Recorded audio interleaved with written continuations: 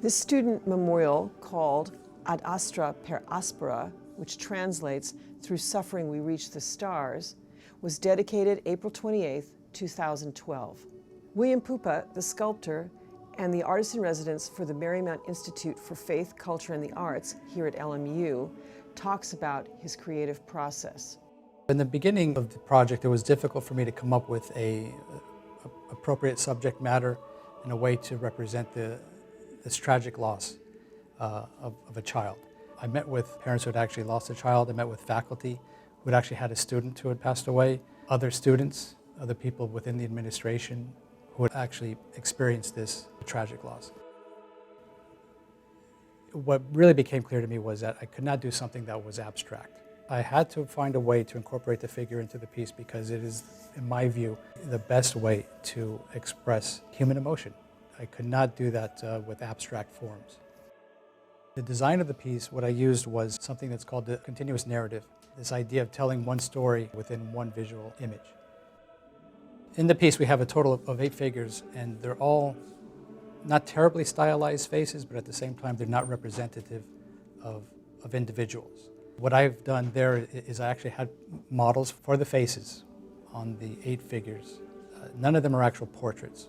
They're somewhat stylized, or they're composites of different models. So they're not meant to be portraits of individuals, but they are representative of everyone. What I have in the piece is 2 groupings of figures, 4 and 4. One grouping of figures is representative of parents and administration, faculty, students. It's a grouping of figures that I feel are kind of like they're the ones who are left behind. The way the other 4 figures are arranged, they're representative of the students who have passed.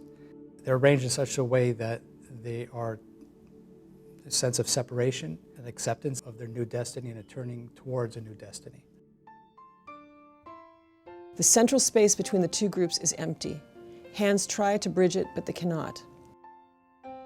The human desire to touch those we have lost, again, is depicted as an impossibility.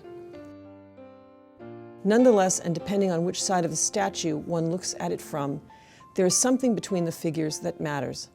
The empty space between the 2 groups of figures frames the city of Los Angeles looking out over the bluff and LMU from the other side. The figures thus mediate 2 perspectives.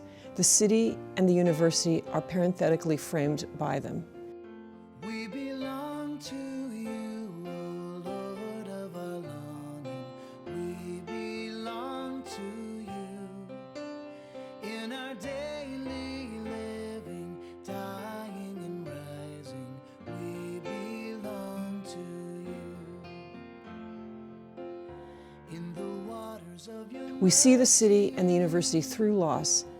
Thus, the statue configures the very act of mourning, as well as the perspective that holds out the potential of the future in Los Angeles at LMU.